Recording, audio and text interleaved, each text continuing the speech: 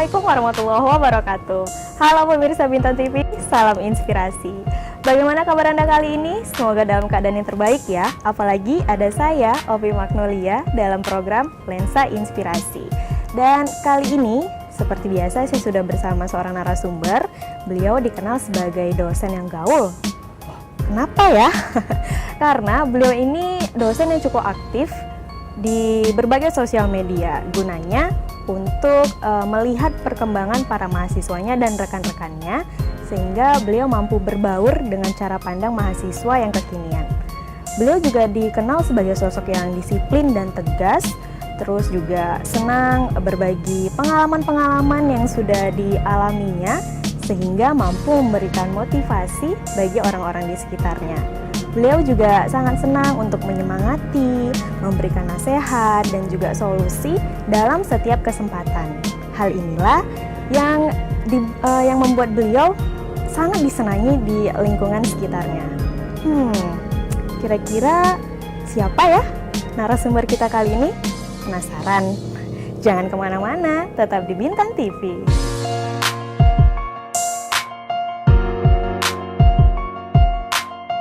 Kayaknya aktif juga nih, lagi mainan sosial mediaan ya Pak ya? Oh iya. Kan bener kan pemirsa ya, saya bilang lagi aktif sosial media nih. Ada masanya kita surut, tapi ada masanya kita bangkit kembali tentang menjadikan Tanjung Pinang sebagai kota pendidikan.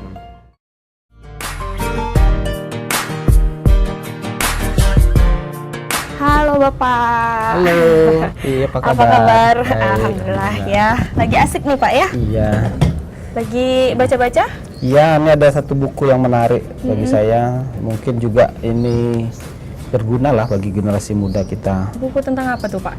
Buku ini menguraikan tentang keteladanan yang selama ini mungkin menjadi kegalauan anak-anak muda kita. Kok kita nggak punya sosok yang bisa dijadikan teladan sebagai dalam konteks kehidupan berbangsa dan bernegara. Nah, lalu rupa-rupanya ada teman saya, Yudi Latif, menulis buku yang berjudul Mata Air Keteladanan. Karena buku ini sebenarnya menguraikan pengamalan Pancasila dalam bentuk perbuatan, dalam bentuk praktek-praktek keteladanan. Realisasinya dalam kehidupannya ya Pak ya? Menceritakan tentang sosok-sosok lah, tokoh-tokoh siapa dalam aktivitas kehidupannya sehari-hari, bagaimana dia bergaul, bagaimana mereka berinteraksi secara politik dalam konteks kehidupan berbangsa bernegara, dan etika-etika apa yang berkembang yang menjadikan mereka menjadi tokoh teladan ya, sepanjang masa. Itu yang perlu kita menariknya buku ini. Oke, boleh nanti saya baca ya Pak ya? Boleh, harus generasi muda membacanya ya. Iya. Nah, jadi pemirsa, ini tadi ya narasumber yang udah saya katakan di awal, yaitu Bapak Zamzami Akarim ya Pak ya. Beliau seorang akademisi di Kota Tanjung Pinang. Kayaknya aktif juga nih, lagi mainan sosial mediaan ya Pak ya? Oh iya. Kan bener kan pemirsa ya, saya bilang lagi aktif sosial media nih. Nah, sebelum kita ngobrol lebih lanjut nih Pak ya, kita pemirsa juga sih lebih utamanya mau tahu sebenarnya hakikat pendidikan ini sebenarnya seperti apa gitu Pak? Ya, sebenarnya pendidikan itu kan bukan hanya sekedar mentransfer pengetahuan ya dari orang, dari pendidik kepada peserta didik, kepada orang yang didik, tetapi juga sebenarnya menularkan nilai-nilai, nilai-nilai sikap, nilai-nilai kehidupan, dan itulah salah satunya adalah nilai-nilai keteladanan, agar tujuan akhir dari proses pendidikan itu terbentuk satu manusia yang manusia. Jadi pendidikan itu kan memanusiakan manusia, jadi manusia benar-benar menjadi manusia yang punya harkat, martabat, dan harga diri sebagai manusia, dan dalam konteks negara sebenarnya sebagai punya harkat dan martabat sebagai warga negara bangsa yang bertanggung jawab. Itu seperti itu. Jadi mestinya begitu. Nggak sekedar ilmu ya Pak ya, tapi sekedar membentuk karakter juga. Sebenarnya orang sekarang menyebutnya pendidikan tuh mestinya membentuk karakter. Nggak sekedar ilmu aja. Nah, kalau untuk berbicara pendidikan sendiri kan pasti nggak lepas nih dari yang namanya cendekiawan, kaum intelektual gitu kan. Nah, peran mereka sendiri ini apa sebagai produk? Apa mereka yang berperan untuk membentuk karakter itu? Ya, cendekiawan ini kan di antara tugasnya adalah proses pendidikan. Tapi tidak semua pendidik itu masuk dalam kategori cendekiawan ya. Bisa juga seorang budayawan dia merupakan cendekiawan, alim ulama, bahkan wartawan pun dia bisa masuk dalam kategori cendekiawan. Karena apa? Karena dia menjalankan tugas mission sacre, kata kalau istilah misi suci, yaitu membentuk karakter menjadi cahaya di tengah masyarakat. Di tengah masyarakat pada umumnya dengan berpikir mainstream, tapi dia punya pandangan atau menjadi cahaya lah ya dalam kehidupan masyarakat. Jadi kalau ibaratnya kalau masyarakat dalam kegelapan, kaum cendekiawan menyediakan pelitanya, menjadi pelita untuk mewujudkan cahaya itu. Melalui pengetahuan yang mereka miliki ya, dengan berbagai aktivitas, salah satunya melalui proses pendidikan, salah satunya. Jadi mereka juga yang berperan dalam membentuk karakter juga gitu ya. Mereka selain melalui proses pendidikan, mereka tidak hanya duduk di belakang meja, dia juga harus melakukan tindakan, aksi-aksi, gerakan-gerakan, tentu saja gerakan-gerakan kemanusiaan seperti yang saya sebutkan tadi ya. Gerakan intelektual itu sifatnya gerakan moral, gerakan ya kalau misalnya dengan mendirikan perguruan sekolah, membuat lembaga-lembaga pendidikan, lembaga riset yang tujuannya untuk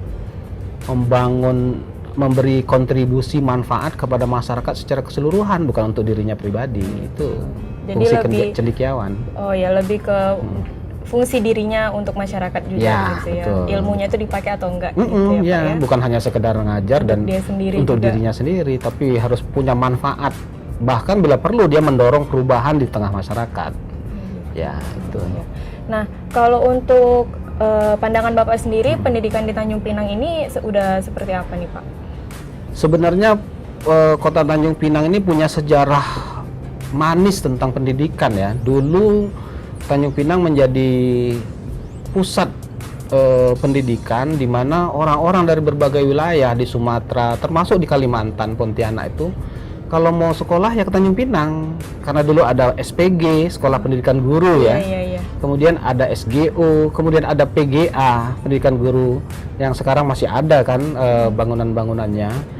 Makanya Tanjung Pinang itu orang dari berbagai daerah, bukan hanya di Kepulauan Riau saja, bahkan dari Tembilahan, dari Sumatera ya, mereka datang ke sini untuk ya sekolah Justru di sini. Artinya apa? Artinya sejak dulu memang Tanjung Pinang ini menjadi pusat pusat kecemerlangan kalau saya katakan, di mana orang kalau nak belajar mau sekolah pergi ke Tanjung Pinang, mau jadi guru pergi ke Tanjung Pinang, mau jadi guru agama pergi ke Tanjung Pinang, karena ada PGA dulu ya, ada SPG, ada SGO, Sekolah Guru Olahraga. Nah, mungkin perjalanan waktu dan kebutuhan ya perkembangan masyarakat tuh makin lama makin berubah. Lama kelamaan itu mungkin ya ada masanya kita surut, tapi saatnya ada masanya kita bangkit kembali tentang menjadikan Tanjung Pinang sebagai kota pendidikan. Nah, sekarang saya kira mungkin fasenya boleh dikatakan fase kebangkitan. Ya, kita lihat sudah makin banyak ya lembaga-lembaga pendidikan, bukan hanya sekolah dasar menengah saja, tetapi perguruan tinggi sudah ada, bahkan universitas negeri sudah ada di sini. Termasuk Lastisipol ikut main dalam wilayah berperan dalam wilayah itu. Jadi emang kita udah sempat cemerlang di sini, tapi ada masa kemunduran dan saatnya sekarang harus fase bangkit lah ya, fase kebangkitan. Dulu pernah tidur, ini saatnya bangkit. Kalau menurut Bapak kenapa bisa sempat di fase tidur itu, Pak? Ya mungkin sekarang sudah mulai banyak ya daerah-daerah yang punya lembaga-lembaga pendidikan yang serupa dengan yang ada di Tanjung Pinang ya. Dan orang juga makin lama makin meningkatkan mutu, kualitas, termasuk mutu kualitas pelayanan pendidikannya dan tenaga pendidiknya. Nah, mungkin itu ya. Nah, itu yang mungkin pada waktu masa-masa Tanjung Pinang mengalami masa tidurnya itu tidak ada regenerasi ya. Nah, sekarang saya kira proses itu sudah mulai bangkit ya. Artinya regenerasi kaum terdidik, anak-anak muda yang sudah belajar di perguruan tinggi, sekarang dia punya idealisme untuk menjadi sosok-sosok cendekiawan. Dia bukan hanya bergerak dalam bidang keilmuan, tapi juga bergerak dalam bidang pergerakan, baik pergerakan budaya maupun pergerakan politis. Saya kira itu perkembangan sekarang yang menunjukkan sebagai bukti ada kebangkitan lah dalam dunia pendidikan di Tanjung Pinang ini, ya. Khususnya di Kepri lah kalau menurut saya gitu ya. Iya, oke. Nah, ini saya udah dapat info nih Pak ya. Bapak nih aktif gitu di sosial media, ya kan, ada Twitter, ada Facebook, ada Pet juga ya Pak ya? Ada Pet, ada WhatsApp, iya, KakaoTalk, semua ada. Nah, kenapa Bapak melakukan ini? Kalau dari mahasiswa-mahasiswa yang saya tanya nih ya, dari mahasiswa Bapak selalu juga menyempatkan memberikan kuliah singkat gitu, materi-materi di sosial media. Kenapa Bapak berpikir ini cara yang efektif gitu? Sekarang memang dalam rangka membentuk karakter atau menjalankan fungsi-fungsi pendidikan itu memang kita harus menyesuaikan diri dengan perkembangan teknologi, terutama teknologi komunikasi ya, yang sekarang berkembang dengan adanya sosial media ini. Dan saya menganggap ini adalah cara yang tidak boleh diabaikan oleh para pendidik ya. Karena melalui sosial media, sebenarnya sosial media ini sekarang sudah merambah kepada pelajar, apalagi mahasiswa. Mereka paling hobi sekarang dengan luasnya akses terhadap internet ya. Dan mereka memanfaatkan media sosial itu tadinya hanya untuk bercanda, untuk ya bermain-main sambil ya curhat sama teman-temannya. Kadang-kadang dia tampilkan apa isi hatinya di wall. Iya. Nah, itu sebenarnya tadinya dia mungkin menganggap ini hanya ruang pribadi. Tetapi karena dia sifatnya media sosial, ruang yang pribadi tadi berubah menjadi ruang publik. Semua orang bisa mengakses. Semua orang bisa tahu ya. Semua orang bisa tahu. Nah, disinilah kita perlu ya sebagai pendidik saya pengen tahu juga, bukannya untuk mengintip ya, tapi pengen tahu apa sih yang ada di dalam benak dan kegalauan kaum muda kita, anak-anak muda kita, baik mahasiswa maupun pelajar ya, sehingga kita bisa tahu apa yang harus kita berikan kalau kita mau melakukan proses pendidikan, sosialisasi, pembudayaan di kalangan kaum muda. Tentu kita harus tahu apa sebenarnya yang menjadi kebiasaan mereka, karakter mereka, dan menjadi kesukaan mereka ya. Makanya media sosial ini saya kira manfaatnya luas sekali.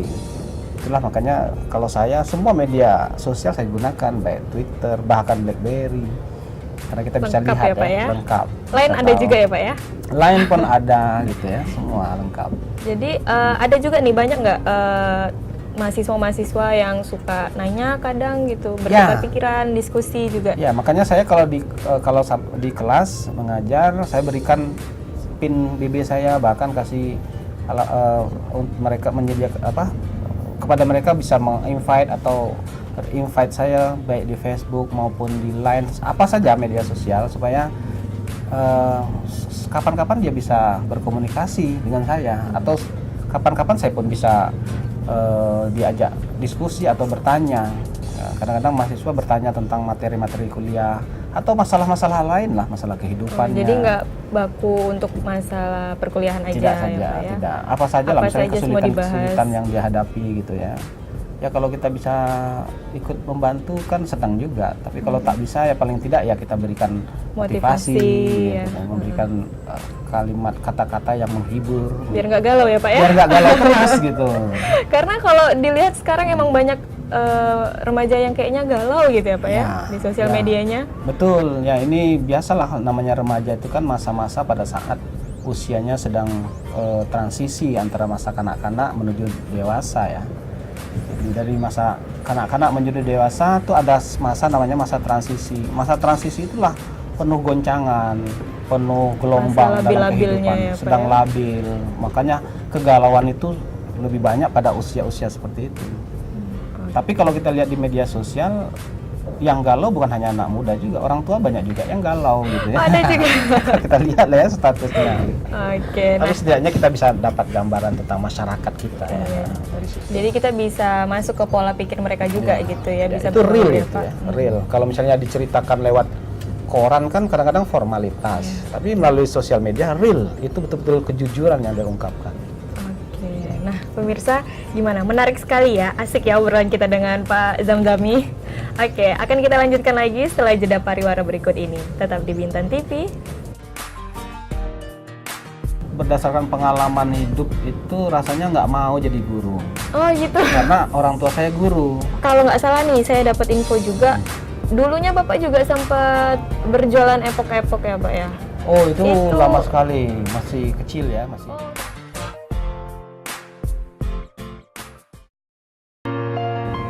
Pendidikan adalah upaya memanusiakan manusia. Wah, menarik sekali ya Pak ya. Karena kita udah manusia tapi dimanusiakan lagi gitu. Ini konteksnya emang agak nyentil ya Pak ya. Ya, ya artinya pendidikan manusia itu bisa condong menjadi ya turun derajatnya, karena manusia diciptakan Tuhan sebagai makhluk paling sempurna ya.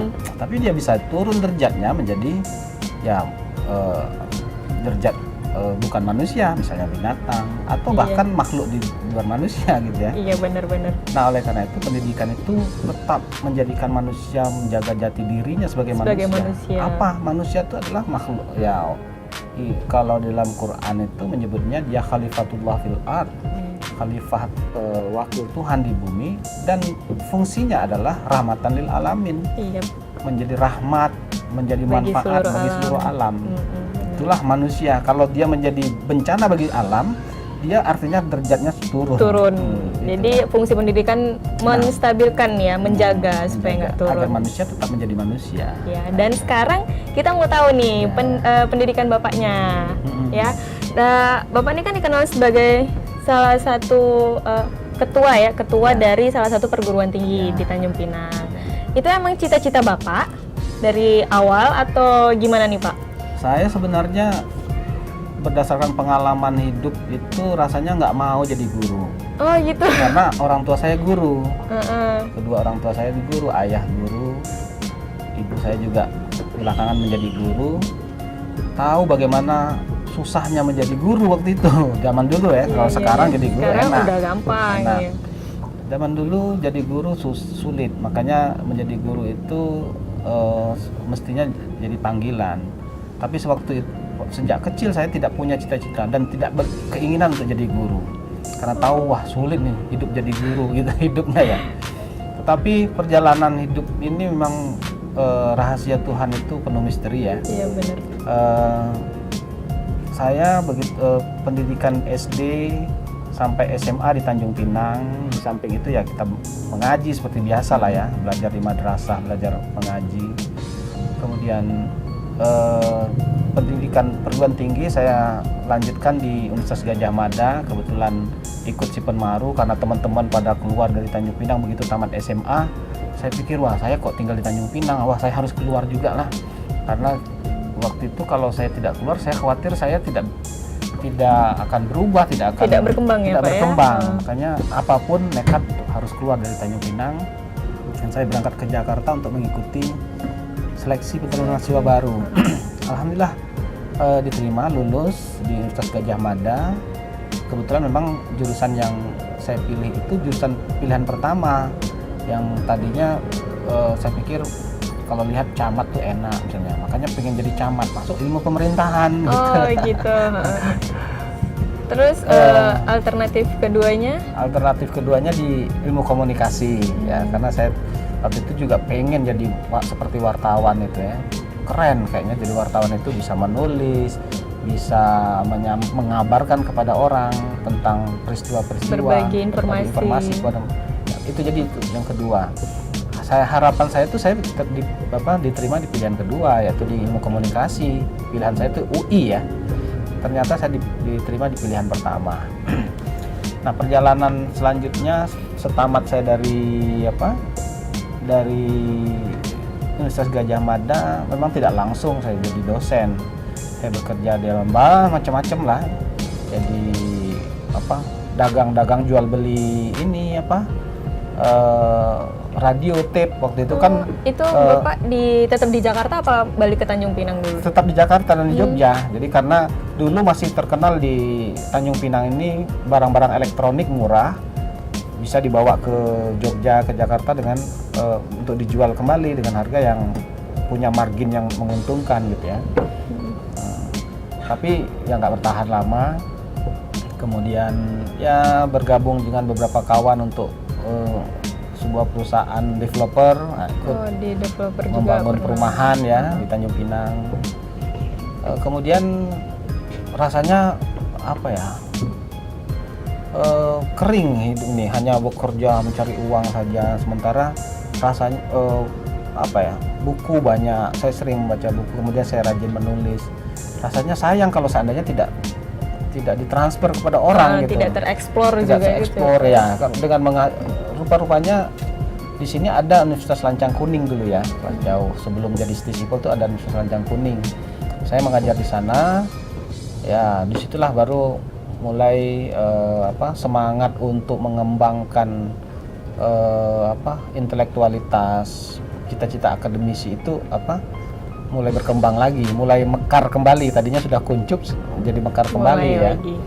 Dan seterusnya ya itulah perjalanan sampai berdirinya Stisipol. Saya bergabung di situ juga menjadi dosen ya. Dan sampai sekarang. Dan jadi ketua ini bukan cita-cita ya, tapi itu menjadi tanggung jawab, amanah, karena diamanahkan oleh teman-teman menggantikan ketua yang lama yang sudah habis masa jabatannya ya, sampai sekarang.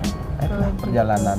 Dan kalau nggak salah nih, saya dapat info juga, dulunya Bapak juga sempat berjualan epok-epok ya Pak ya? Oh itu lama sekali, masih kecil ya, masih. Oh itu masih kecil. Artinya gini,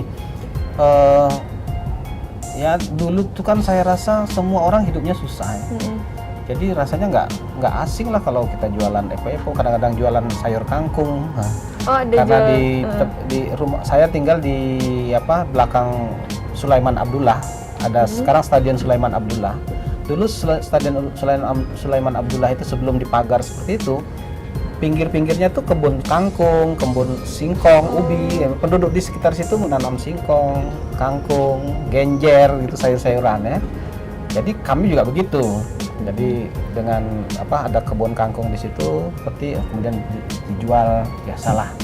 Ada daun ubi, singkongnya juga jualan ubi. Kemudian karena ibu saya untuk menambah penghasilan keluarga dari yang ayah saya itu nggak cukup karena anaknya 7, kami kakak beradik 7 orang, semua harus sekolah.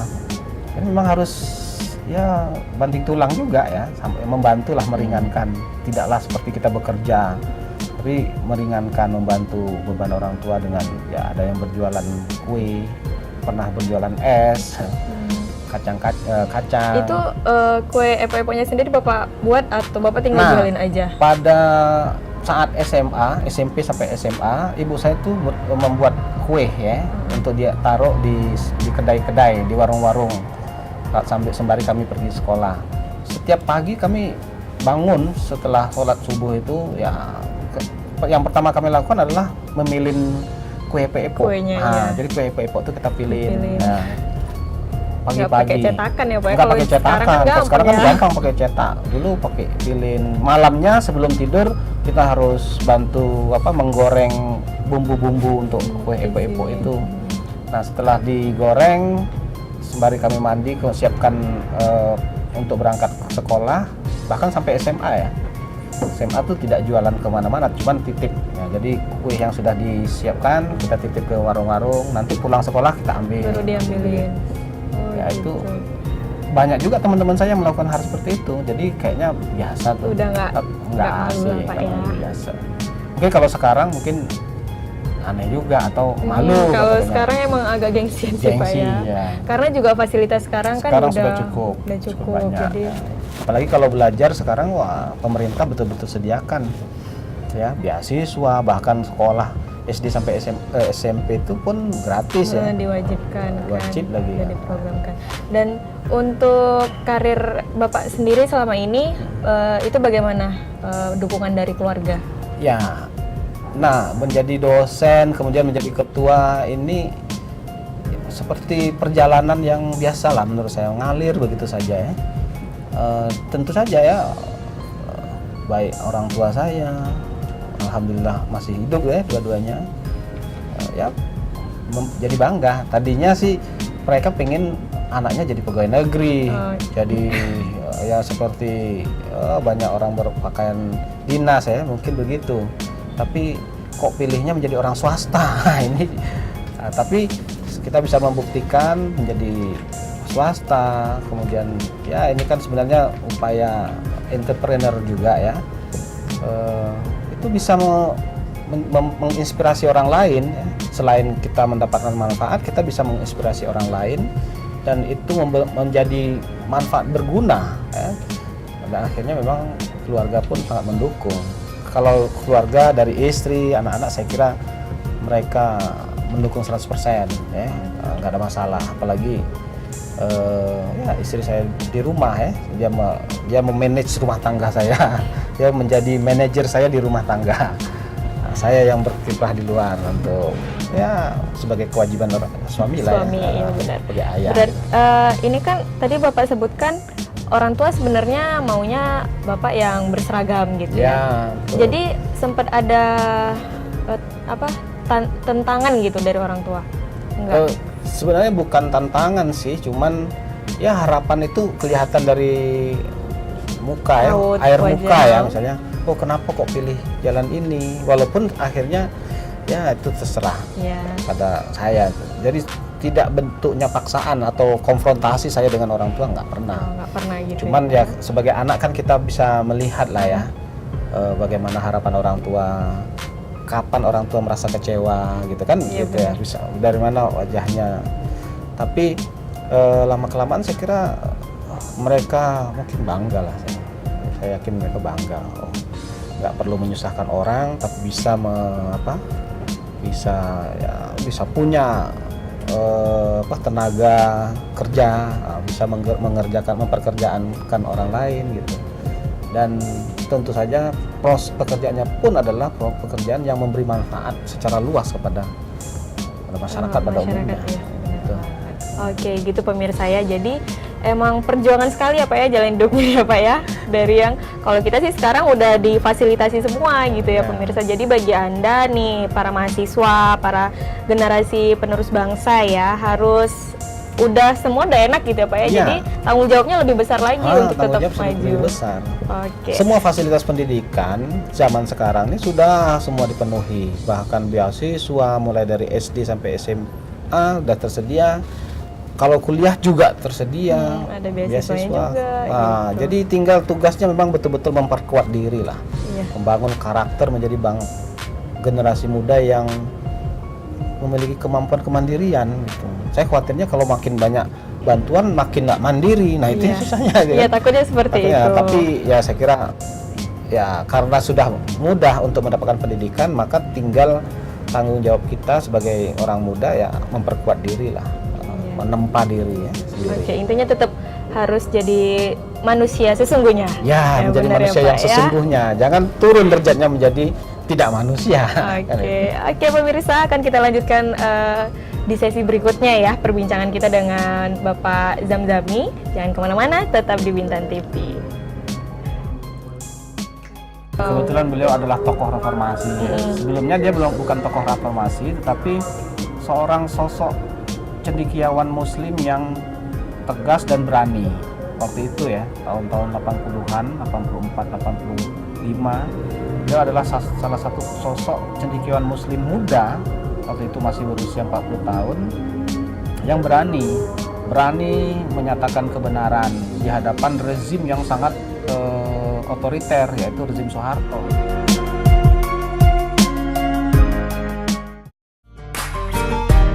Nah, pemirsa, di zaman pendidikan yang sudah mudah, sudah murah seperti ini, kita sebagai generasi muda harus memperkuat lagi ya, membangun karakter untuk tetap menjadi manusia yang sesungguhnya, jangan sampai turun derajatnya, bener ya Pak ya? Karena takutnya nih jadi nggak mandiri pula ya. Makin menjadi tidak mandiri berarti turun dong derajat kita sebagai manusia. Udah keenakan mungkin ya Pak ya, difasilitasi semuanya. Dan ini beberapa pertanyaan terakhir aja Pak ya, kita yang santai-santai. Untuk toko panutan Bapak sendiri gitu, hingga tetap berpegang teguh nih sampai sekarang konsisten dengan pemikiran Bapak gitu. Siapa tuh Pak? Ya, saya dulunya sih waktu kuliah saya memang bangga menjadi muridnya Pak Amin Rais. Kebetulan beliau dosen saya. Oh, pernah diajar dengan beliau. Kebetulan beliau adalah tokoh reformasi. Sebelumnya dia bukan tokoh reformasi, tetapi seorang sosok cendekiawan Muslim yang tegas dan berani. Waktu itu ya, tahun-tahun 80-an, 84, 85. Beliau adalah salah satu sosok cendekiawan Muslim muda, waktu itu masih berusia 40 tahun, yang berani menyatakan kebenaran di hadapan rezim yang sangat otoriter, yaitu rezim Soeharto. Iya, benar. Pada waktu itu tidak banyak orang yang berani menyatakan pendapat secara benar di hadapan rezim yang otoriter, dan dia adalah salah satu sosok yang berani. Tetapi beliau tidak pernah pun ditangkap atau berurusan secara dengan aparat hukum ya. Mungkin itulah kemampuan beliau di dalam menyampaikan pandangan-pandangannya secara bijaksana tetapi tegas. Nah, sosok seperti ini saya senang waktu itu, bangga. Dan makanya dia jadi semacam idola lah ya. Selain itu ya yang lain saya agak sulit mengungkapkan, tetapi mungkin sosok ayah mungkin juga sosok yang saya juga suka membanggakan, suka apa ya, mengagumi ya. Sosok ayah saya. Kenapa? Karena beliau guru, ya, waktu itu guru agama, tapi memiliki bakat yang multi talenta. Selain sebagai guru, dia juga pernah jadi tukang cukur. Nah, jadi sambil guru dia sambil mengajar dia jadi tukang cukur, pandai mencukur. Kemudian dia juga pernah sambil itu melakukan kegiatan-kegiatan kebudayaan dalam sastra, yaitu terlibat dalam sandiwara. Dulu di zaman kecil saya tuh ada di RRI itu ada namanya bangsawan di udara. Itu adalah satu sandiwara yang orang sering dengar, pokoknya ditunggu-tunggu, bangsawan di udara. Pada zaman itu. Itu kisah-kisah drama-drama kerajaan pada masa lalu. Dan ayah saya ikut main di situ, makanya beliau ya dari segi sastra, kemudian kebudayaan sangat banyak terlibat. Dan pada akhir usianya beliau, pada akhir-akhir ini sebelum beliau sakit-sakit seperti ini, beliau juga adalah tukang pantun ya, pemantun bersama Pak Alipon. Masih aktif ya Pak ya? Tapi sekarang sudah nggak aktif lagi sebagai tukang pantun dalam setiap kegiatan-kegiatan perkawinan ya. Dan ini sosok-sosok yang saya kagumi karena mereka bukan hanya sosok yang berani dan tegas, tapi juga sosok yang punya talenta, yang multi talenta ya, banyak bakat yang dia bisa tuangkan, dia ekspresikan, sehingga ya orang tidak menjadi menjadi manusia yang hanya rutinitas saja. Nah, saya ingin seperti itu gitu. Jadi tetap berkembang terus. Berkembang terus dengan berbagai talenta, terlibat dalam berbagai kehidupan. Kalau saya dikatakan pengamat politik, ya politik saya pahami, kebudayaan juga ikut. Ya makanya saya jadi ikut dalam Dewan Kesenian. Kemudian dalam sisi kebudayaan saya juga di lembaga adat ya, karena kita pingin karena ya kehidupan manfaat itu harus manfaat yang harus kita miliki, yang kita berikan kepada masyarakat dari ilmu kita itu harus bersifat multidimensi gitu. Oke, nah untuk pertanyaan terakhir nih Pak ya, bagaimana harapan ke depan Bapak untuk dunia pendidikan ya, khususnya di Tanjung Pinang dan Kepri? Ya, saya betul-betul berharap, punya obsesi dan punya harapan bahwa Tanjung Pinang ini akan bangkit kembali sebagai pusat pendidikan ya, yang akan dicari orang atau dikejar orang dari berbagai pelosok negeri di Indonesia. Nah, dengan adanya universitas-universitas yang ada di sini, ya mudah-mudahan apa yang saya obsesikan itu bisa tercapai ya, terwujud. Kalau di sini ada Universitas Maritim, saya berharap merek maritim itu menjadi apa ya? Menjadi branded ya. Branded yang tidak ada tempat lain, sehingga orang kalau mau belajar tentang kemaritiman dia datang ke sini. Harus ke sini. Sama seperti tahun 50-an dulu, kalau orang mau jadi guru pergi ke Tanjung Pinang, mau belajar agama pergi ke Tanjung Pinang, belajar guru olahraga pergi ke Tanjung Pinang. Jadi suatu saat Tanjung Pinang menjadi tempat kunjungan, bukan hanya kunjungan wisata tapi tempat orang belajar menimba ilmu. Oke, jadi gitu pemirsa ya. Semoga ya yang diobsesikan oleh Pak Zamzami juga bisa tercapai. Tentunya dengan usaha kita juga ya sebagai remaja generasi penerus juga ya Pak ya. Oke Bapak, terima kasih banyak untuk waktunya ya. Diminum dulu. Iya. Semoga bermanfaat sekali untuk pemirsa di rumah ya. Dan semoga kerjanya lancar ya Pak ya. Amin. Amin. Oke pemirsa, sekian perbincangan kita dengan Bapak Zamzami Akarin ya. Saya Opi Magnolia pamit. Jangan lupa terus saksikan Lensa Inspirasi tetap di Bintan TV. Salam inspirasi.